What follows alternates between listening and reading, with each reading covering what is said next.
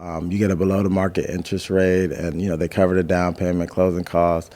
So they really put you in a position to where you're able to actually afford the property and upkeep it and not lose it. Hi everyone, welcome to another episode of the Black Real Estate Dialogue. If you're on YouTube, make sure you like this video, subscribe to the channel. If you're on the audio side, be sure to leave us a rating and review.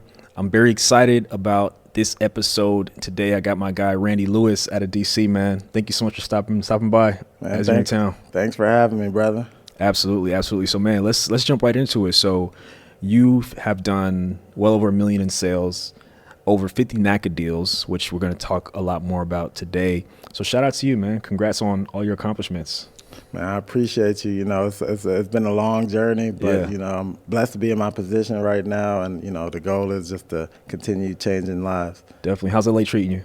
I love LA. This is like a second home. The real estate, is a little bit hectic out here, but love LA. Yeah, definitely, man. So you took a bit of a career transition some years ago, and you were working your 9-to-5, doing real estate, and you eventually decided to dive fully into being a real estate agent and investor.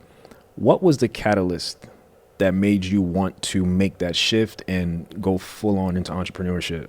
It was really the pandemic. People make jokes, they call it the bandemic. But I always knew that I wanted to do real estate full time, specifically as an investor, but I really fell in love with helping people as an agent. And, as you mentioned, I was doing HR for the government. I was 30 under 30. I was thriving, well on my way to be a senior level executive. But, my passion was in real estate, and I never really got to put the work into real estate to really see the real benefits as an agent. And when the pandemic happened, we were able to telework. And so I was able to really start marketing myself as a realtor, an investor. And, at that point, it allowed me to really just start taking off on Instagram. And I got promoted at the time. And they required more work. And at that point, I'm just I'm not really in it. I'm grateful for the, promotion, the salary, but real estate was something that I was passionate about. I knew I could do it. So the pandemic definitely. Yeah, it's interesting. The pandemic seemed for a lot of people to be this transformational time, some in good ways, some not so good ways. But I've seen just for many people, that was the turning point, whether it was a job getting laid off or reducing hours. I experienced that reduction in hours, or people went through things, and for many, it was part of what propelled them on the path. So that's amazing, man. Before we get into the real estate stuff, I do want to talk about gentrification, right? So you're DMV native, and anybody who is not living under a rock has heard about the gentrification that's been taking place in DC. Talk to us about that, just what your perspective is as a native, but also you're in the business too. So What has that been like? Man, it's been hectic, honestly. And just living in DC, living in these neighborhoods, just seeing what they're doing. For me, my standpoint is as an agent, as somebody who understands real estate and understands certain programs like NACA, I don't think it's necessarily a bad thing if we're educating our people on how they can actually be a part of it, right? Yeah. So while they're building the areas up, you can leverage a program like NACA where, they'll cover your down payment, your closing costs, and you can purchase in those neighborhoods as well. So for me, I think it's an opportunity. I don't think, it's necessarily a bad thing if you're a part of it. So for me, I'm educating people. I'm it doesn't matter where you're at. You can get, you could be a part of this. You could purchase these properties. Don't let these people come out of town and, just buy the city up. And fortunately, I've built relationships where, a lot of these properties, I'm getting them at off market. So, my clients, I'm helping them purchase these properties before they even hit the market. So, these other people aren't able to just buy everything up. We're buying back the block. So, it's definitely, it can be challenging, but, I think if you're strategic about it, you could definitely be a part of it. Definitely. So it sounds like your standpoint is we can't stop what's going on, but I want to help y'all participate in the upside Absolutely. through real estate. Absolutely. Yeah. I mean, and you just know the history of real estate.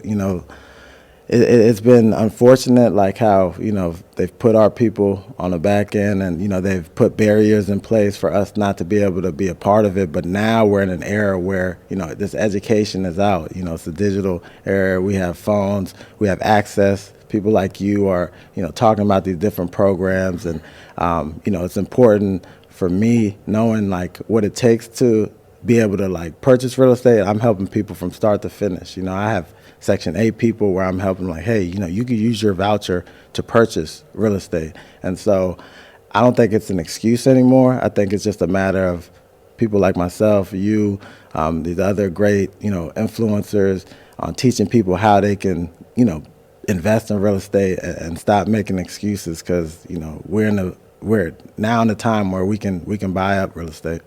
That's a fact. And let's talk about that Section 8 and using that voucher to purchase real estate, because I don't think we've had anybody talk about that before. Is that, before we get into details, is that like a D.C. specific thing to your knowledge? Could it potentially be in other cities? Yeah, it's definitely in other cities. So NACA, NACA, I'm a big advocate for NACA. I partner with them. That's why I'm here in LA. And NACA has a great program where they're helping people who have like permanent vouchers buy real estate. So if your payment standard, because typically you get approved for a certain amount. So if you have a 1-bedroom voucher, you can purchase, something based off of your mortgage payment, right? So if your voucher is for $2,000, NACA will allow you to use that as like qualifying income. So, if there's a property, let's just say it's for a $400,000 property based on the interest rates, let's say your final payment is $2,000, NACA will work with the local housing authority to allow them to purchase that property. Wow. So does it have to be, so you said a Section 8 voucher, you said? Yep. So, all right. Let's break that down. So someone is 2,000, that's their voucher. Does the voucher need to cover a certain portion of what the mortgage might be? Or how does that part of it work? So, yeah, the voucher would be so when they get approved, they have a certain, ratio. So Got you. they might only have to pay like $25 and Got you. the voucher covers, $19.80. Got and you. so through, when they're doing underwriting, they're looking at, your qualifying income. And so they'll use that to allow them to qualify. Got you. That's pretty interesting, man. So for those who, NACA seems to be pretty popular, but it's very possible somebody listening here doesn't know what the program is, and we'll get into the details of it, but what is NACA? What is the purpose of it? So the purpose of it is really to make home ownership attainable and affordable. There's a lot of people, there's a misconception that you have to be low income to be able to go through NACA, but that's not the case. There's people, lawyers, doctors, people who are making money that are going through the program. And so with NACA, their biggest thing is they want you to purchase the property and live in it. And so you get a below the market interest rate and, they cover the down payment, closing costs. So they really put you in a position to where you're able to actually afford the property and upkeep it and not lose it, know. And NACA's been around for like over 35 years. Yeah. And so, they partner with Bank of America, where Bank of America is committed to like over like $20 billion in NACA loans, and it's in all 50 states. So, it's a great program. It's, it's really a no-brainer. As I mentioned, that's how I got into it. Yeah. So, I'm a big advocate. Definitely. So no down payment, no closing costs, no fees or anything of that nature. What does the process look like? So we were at the Achieve the Dream event yesterday in downtown LA, and it was fascinating to me just to, one, hear the testimonials, but also just being able to connect with people and just hear more about how the process works. And it was fantastic. So I appreciate you giving me the opportunity to go. But what is the process for NACA, and what are like the qualifications? Just so, once somebody's done here, they can get going. Absolutely. So the first step is they have a workshop. So it's called a home buying workshop, where they want you to take a 4-hour class. They typically have it every other Saturday. It can be in person or virtual. And you go through that class. Upon you completing the class, they'll give you NACA ID. And so now that's your, identification number. At that point, you have access to their portal and you have the ability to upload your documents. So it's pretty standard. You're going to upload your pay stubs, last 2 years of tax returns, your voter's registration card, they'll run a credit check. So very basic things. And then upon you doing that, they'll schedule you for an in-person or virtual consultation with the NACA counselor. And so that NACA counselor is going to look at your profile, see where you're at. Based off of that, they'll let you know whether or not you're ready right now. If you're not ready, they're going to give you action items, which essentially is a roadmap. Like, okay, we need you to save this X amount of dollars for 3 months, or we need you to, clean up some things on your credit. They don't care about your credit score. They just don't want to see late payments in the last year. And so upon you doing that, they'll, approve you for the loan. So essentially they're underwriting for Bank of America, because Bank of America is actually the lender. And so upon them deeming you as a qualified buyer, they'll pass your information to Bank of America. And now, you're in the home process where you can search for a home. As we mentioned, you can buy a multifamily unit, a mixed use, a condo, new construction. So it's a pretty great product. That's dope, man. So I know there's like no out of pocket costs, but one of the things you mentioned was that you may have an action plan for saving a certain amount of money. Is the expectation that you have a certain amount of reserves by the time you're ready to purchase a property? And if so, like what is that? How many months of reserves are they talking? Great question. So it depends on what you're purchasing. So if you're purchasing just a single family home or just a regular home, they'd want you to save up 3 months of what your projected mortgage payment would be. If you're purchasing a multifamily unit, they're going to want you to save up to 6 months. So at the end of the day, though, it's a great thing to do, just because upon you purchasing that home, you still have that money that you saved up. So now, you're off to the races. I love that. So just to recap, so if somebody wanted to get a multifamily property, let's just say a duplex, and the mortgage was $3,000, they would want to see you save $18,000. So they know, worst comes to worst, you could at least pay the mortgage for 6 months if something goes wrong. Absolutely. And then the great thing about NACA, it's HUD certified. So in the event that, if life happens, you're unable to keep up with the payments, they have something called MAP, where they have assistance. So they might, push your payments back another 6 months to let you get up to speed and, make those payments on time. So there's a lot of support with it. Yeah. So it's not like they're just leaving you out hanging to dry. So, it's a great program. That makes a lot of sense. And HUD is Department of Housing and Urban Development. Right? Yes. Okay, I got it right. There's all these acronyms that everybody may not know, but Department of Housing and Urban Development. Cool. So how long do you have to stay in the property? Because, and you correct me if I'm wrong, is it true that there is some sort of lien on the property for a certain number of years? And if so, like, what are the details of that? Yeah, so they want you to stay in it technically for the life of the loan, but it's a 5-year plan. So they put a $25,000 lien on it. And so for every year that you're in the property, $5,000 gets reduced. So, after 5 years, you don't have that lien, and you could do however you see fit if you want to refinance. But you can also refinance at any point as well. Gotcha. I've actually had some clients refinance, and they'll ask you like what your reason is, and my clients haven't had a lien, so they were able to refinance out of it without a lien. Yeah. And I know a lot of times that can be a barrier for some people, because they look at it like, well, if I don't want to stay in here, then, I'm kind of stuck. I got this $25,000 lien. But my perspective on it is, in the grand scheme of things, you didn't put any money down to begin with. So, and we know with real estate, homes appreciate. So, worst case, if you sell it after 3 years, 15K is coming away from, your takeaway. But if, that home is worth 60,000, you're taking 60,000, minus 15, you're still up. Yeah, that makes sense. So to me, it sounds like the 5-year requirement is to incentivize people to stay within that community, right? Would you say that's probably the reason why? I would. I think it's more so they don't really want to make it for investors. Got you. Okay. They really want people to take advantage of it more so, for as a home, a Yeah. primary residence. So I Makes think that's why they kind of put that in there.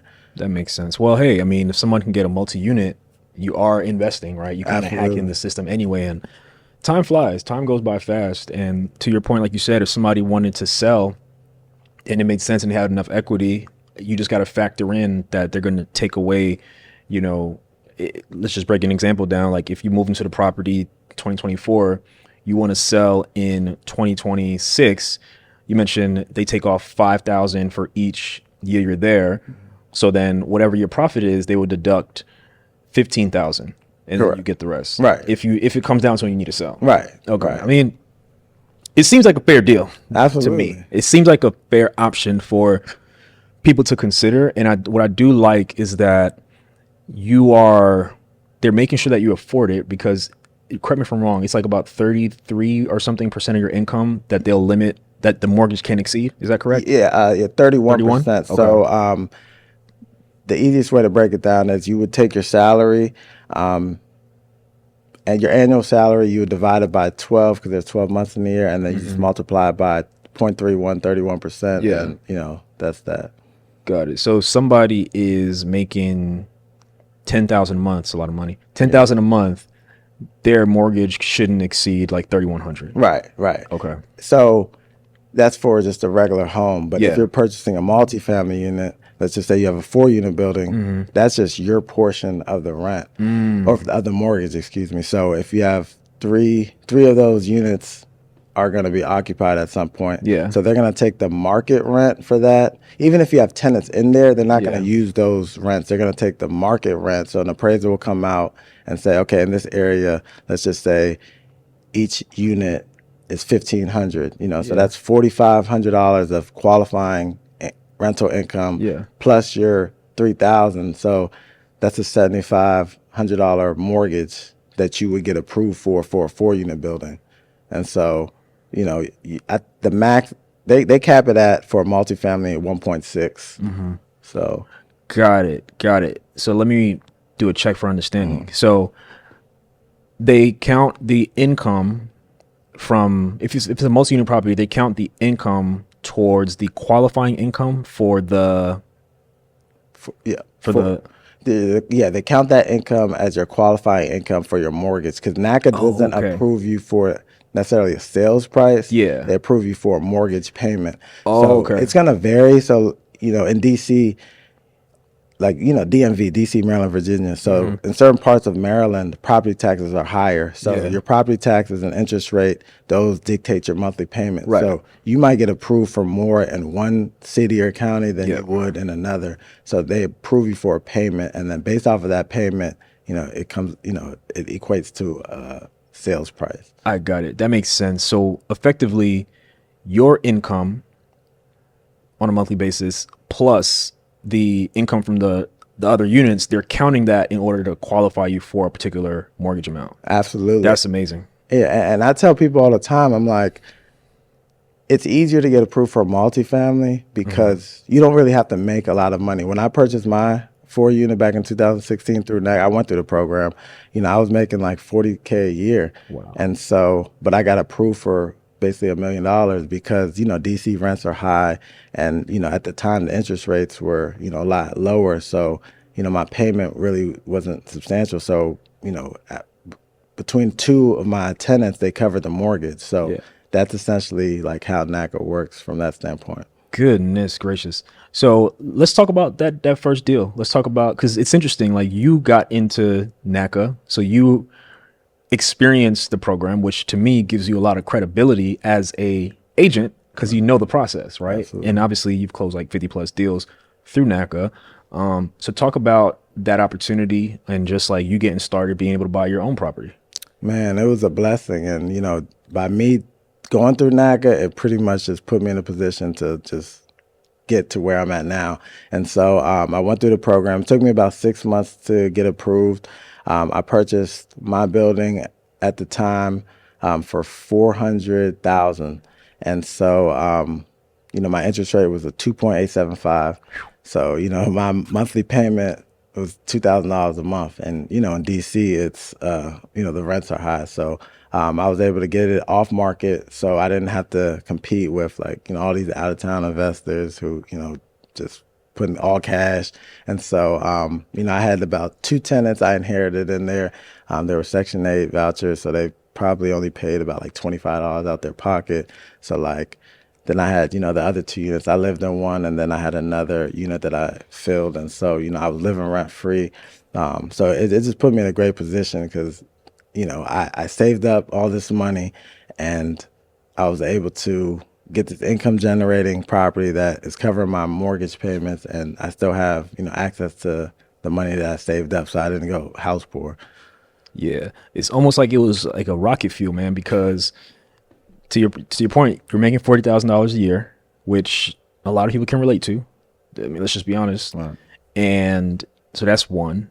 And then two, remember, you had to have a certain amount of reserves already saved. So you had that in your pocket. It was covering your mortgage payment. So you were able to keep even more money in your pocket, like whatever you were paying for rent or whatever your previous situation was. So you pair those two together. That sounds like a sweet deal to me. Man, I'm telling you. And so now, I've been working with NACA for so long. So I really like understand like how to like do it to where you're really just in a position. So with my clients, I have clients who we're pushing our mortgage payments back 6 months. So, they have something called hand department where NACA allows you to include renovations into your loan. Mm-hmm. And so once you do that, they actually reduce your interest rate by going through their renovation department, but then they also allow you to push your monthly payments back 6 months. So we just did a deal about like 3 months ago where one of my guys, the property was generating $8,000 a month, and we pushed his payment back 6 months. So essentially, tenants have been paying them $8,000 for 6 months. So he, made about $48,000 on top of the money that he had already saved. So, it's literally a life hack.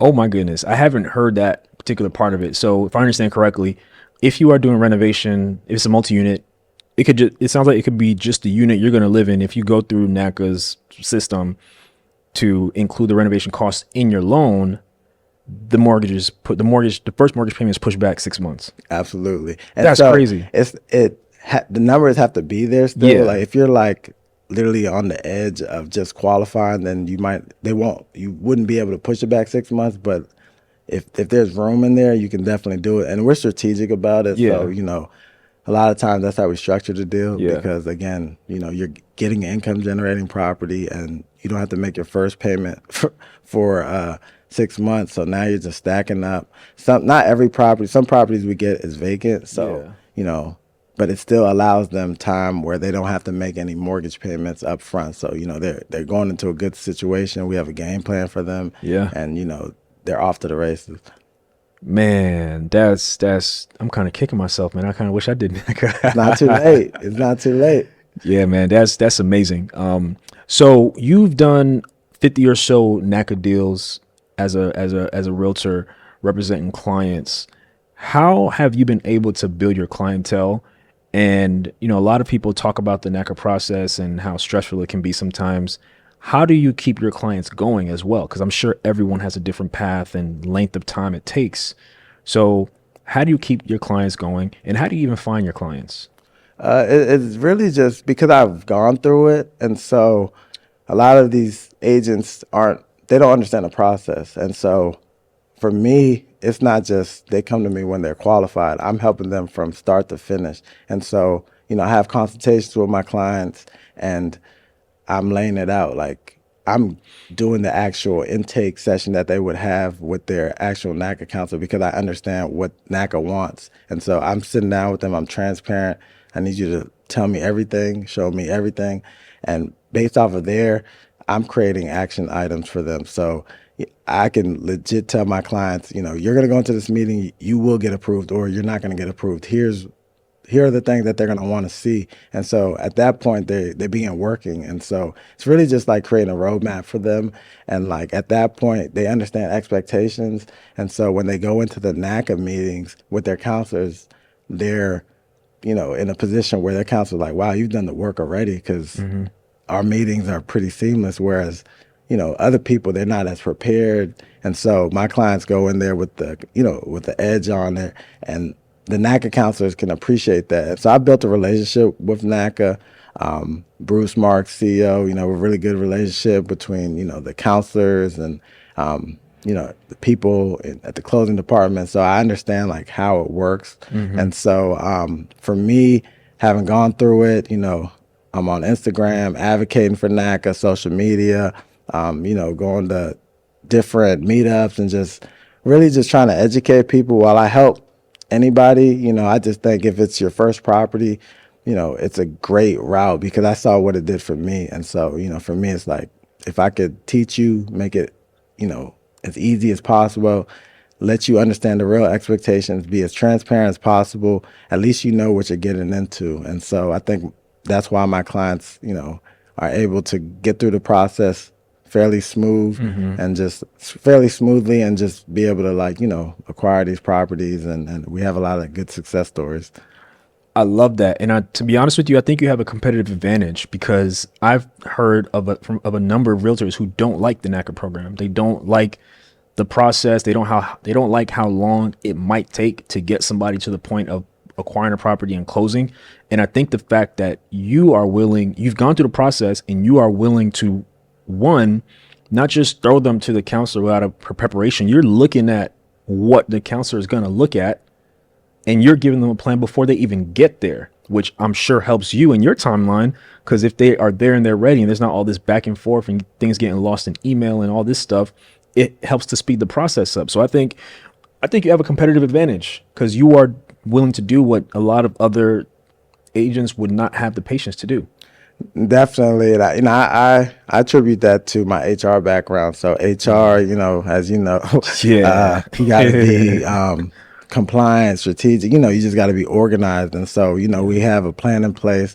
And so my clients are, we lay it out, we create a roadmap. Here's a playbook. If you really want this, you got to execute. I'm telling you what you need to do. Yeah. And that's the thing I love about real estate. It's X, Y, and Z. If you do X, Y, and Z, this is the outcome. And so NACA's done a lot better, though. They've streamlined the process. They have these Achieve the Dream events where you can get approved in one day. So you can knock everything out, and they're torn. I'm here in LA, Achieve the Dream event. You've seen people get approved. And so, wow, back in the day, 2016, it was probably take people 4 to 5 months just to even see a counselor. Now people are getting approved within a month. I have clients who, we do it in 2-3 weeks and, they're getting approved. So, it's gotten a lot better. I love that, man. And I think, it's just so impactful. Like yesterday, we're at the event, and this is not a paid sponsorship, but if NACA does want a paid sponsorship, I'm open for conversation. But, it was just beautiful to see the stories, like people crying, up on stage crying. And it was powerful. So, I mean, the way they put those events together, man, I think it's really, really impactful. And then, they had you on stage as well, talking about your story. And yeah, I mean, every program won't work for everyone, but this will work for some people, and it can be transformative. No, it definitely can. And the beautiful thing about it, it's in all 50 states. And so, they're just getting bigger. They're in some states, they have programs where they partner with the local counties and cities. And, people are buying a land for $1. I think in Newark, New Jersey, they've partnered with them. And so you have people literally buying like land for $1 and they're building on it. And so it's definitely life changing. We talk about building generational wealth, and like NACA is a great tool to do that. Absolutely. So what do you recommend for someone after NACA? Let's say they've been there for the 5 years, or maybe they refinanced during that period of time. What do you recommend? Obviously, you can't do the program again. How can someone grow and acquire more properties in an affordable manner, not similar to NACA, but coming off of NACA? Like, what would you recommend to be the next step?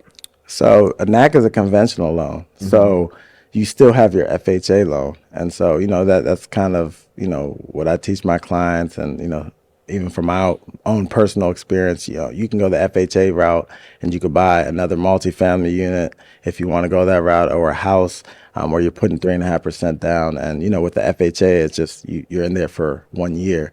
And a lot of people don't know you can have 2 FHA loans as long as you have like a qualifying event. So, let's just say your family grew, or you want to move closer to work. So I've seen it where, people get an FHA and then get another FHA because of the qualifying event. So, that's 7%, for 2 properties instead of having to put, that 25% down.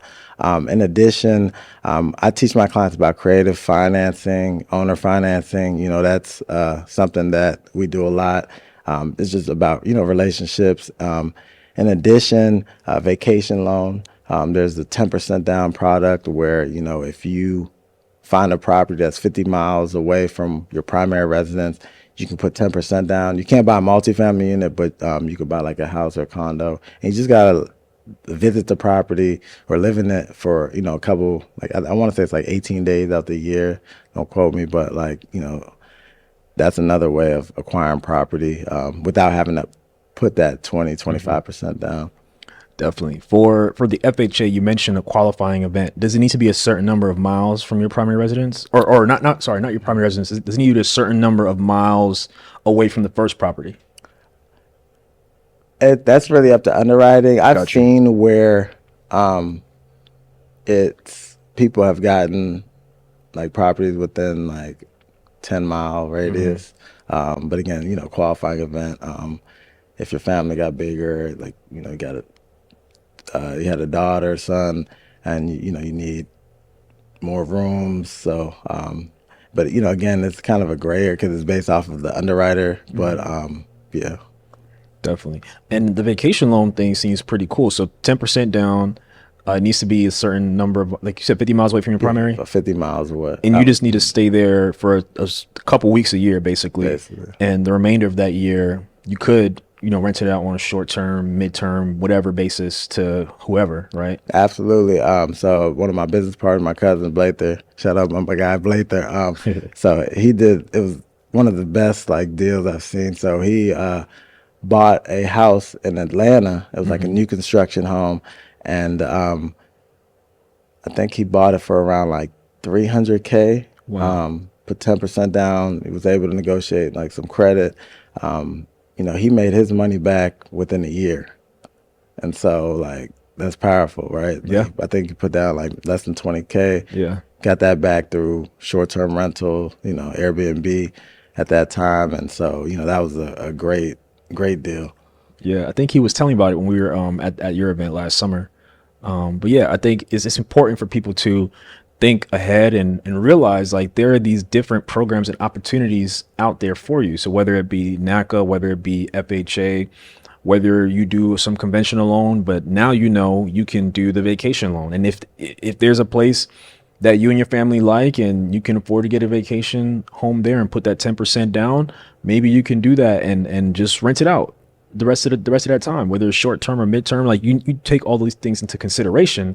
But the point is, like, there's options out there. Exactly. And it's just about educating yourselves and surrounding yourself with professionals who understand, who are actually doing it. For me, I don't even like to call myself a real estate agent. I say, like, I'm your advisor, and so it's a long-term relationship. I invest myself, and that allows me to, build relationships to where my clients are, getting these off-market deals and, different opportunities. So through that, you meet these people, these investors, these private like funders, people that can help finance deals. So, it's definitely a lot of opportunities out here. It's just about surrounding yourself with the right people. Definitely. I love that. And something else we spoke about before was the Good Neighbor Next Door program. I don't think a lot of people know about that. As a matter of fact, I don't think we've had anybody cover that. Can you explain what that is and how it works and all that? Yeah, so the Good Neighbor Next Door program is for like teachers, firefighters, EMTs, police. I think they just added like nurses. And so it's a program where it's they want you to purchase in areas that they're trying to revitalize. And so if you're a teacher and they have these homes through HUD, essentially have the opportunity to purchase the home half off. And so I've helped a few people go through this program. So one of my clients, they bought a house for 50,000. It was on the market for 100,000. They got it for 50,000, and they were able to renovate it. And then you just have to live in it for 3 years. After 3 years, you can do whatever you want. You can refinance, you can rent it out. So it's a great product. It's a lottery, so you're not really trying to outbid anybody. It's just like, if there's 5 people who inquire, they they pick out of a hat, and you get that property, and you're literally putting nothing down. Yeah, I mean, if you're in one of those fields, why not throw your hat in the ring? Now you know about it. Tell your agent about it. Why not throw your hat in the ring? I don't see why you wouldn't. Right. Especially if you want to stay in a particular city. You may win, you may not. But I mean, I'm sure it's something that people still need to be educated about at a large scale. But why not throw your hat in the ring? Right, and it's instant equity. You're getting it half off. You're renovating it. So after that 3 years, it's a life hack. You have equity already, and you could use that however you see fit. Definitely, I agree. I love that. Talk just more about your portfolio, because I know after that first 4 unit, you've been able to acquire more properties. So we'd love if you could just talk just more about that, where the portfolio sits now, and what you're looking to do going forward.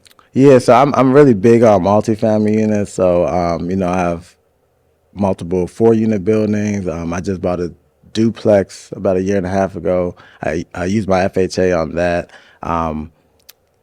We're doing a lot of creative financing deals. So really it's about getting these doors, and I'm big on affordable housing. So we're renting it out to not only Section 8 but returning citizens, people lower income, and trying to help them not only get their lives together, but like we're trying to educate them and not have them renting the entire time. My goal is to have all my tenants become homeowners.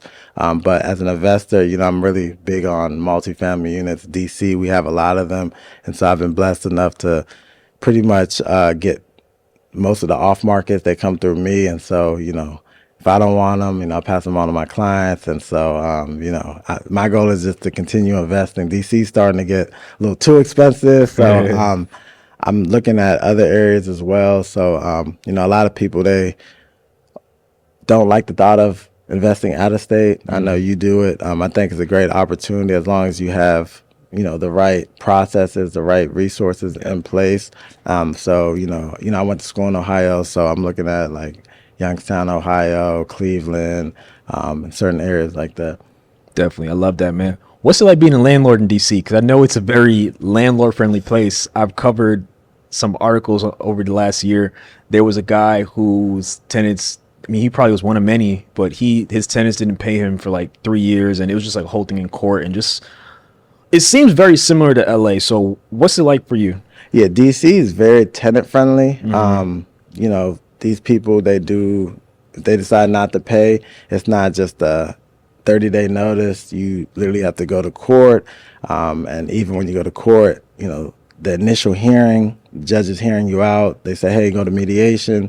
You go to mediation. You can come up with an agreement. Then they'll say, see what happens. If the tenant doesn't fulfill it, then you have to go back to court, and then they're going to give them different options. So there's a lot of different programs, nonprofits that help people, who are behind on payments. They'll help them, cover their payments, and it's like a once a year thing. So like, there's certain tenants who understand, and so like every year I know I can go to this charity and get, my rent to back pay it. So it's not an easy thing to just evict people. It can take anywhere from 6 months to years, especially with the pandemic. The courts were backed up. So I've seen a lot of people who, were in a situation where, they had market renters, people who, weren't going through any voucher programs. And so they just decided not to pay them. And so, they were stuck with this mortgage. And so it can definitely be very, very, very hard to get tenants out. But I've seen it done. It's just a matter of going through the process. But it definitely can be time consuming. Yeah, I mean, I bet Have you had any have you had any challenges over the last like 8 years with tenants? So when I first bought my property, I did inherit two tenants, and I gave them a year, and it just didn't work out. Fortunately, I was able to, get them out through eviction. It was a process. Fortunately, it probably took me like 3 to 4 months. But then after that, I was kind of focusing more so on guaranteed income, through housing authority. And so, that really, put me in a position where like, I have some tenants, they may only pay me $25 out of like, thousands of dollars. So like if in the event they don't pay me $25, it's not like a big hit. I'm not losing sleep off of it. But it definitely can be a challenge. But DC also, are you familiar with TOPA? No, what is that? So TOPA is a Tenants Opportunity to Purchase Act. And so tenants have first right of refusal. What that means, if you're selling a property, right? So if I have a 4-unit building and I'm selling my 4-unit building, I have to give my tenants an opportunity to purchase my 4-unit because they live in it. And here's the catch though, they may not be qualified, but if you don't have a good relationship with your tenant, they may just decide to inquire and say, yeah, I do want to purchase it. So if I come to them with a sales contract, they are able to match whatever the terms are. And then they can essentially delay the closing 30 to 60 days because per, the bylaws, they have the opportunity to like show financing for 30 days. And then the other thing is they have the ability to assign their rights. So you have people in DC that are like going to tenants and saying, hey, I'll give you $500 if I could take over your TOPA. And so these tenants will sign over their TOPA rights, and these people, they have no interest in buying the property, but they'll ask for 10K or 20K from whoever's buying it or the seller to be able to take back those rights in order for the deal to go through. So it's very vicious in DC. People are making money. It's a whole business where people are taking rights from getting their tenants or renters' rights assigned to them and then just making money off of their TOPA. I cannot believe they allow that nonsense, man. Yeah. That's insane. There's so much corruption and unethical things that opens the door to.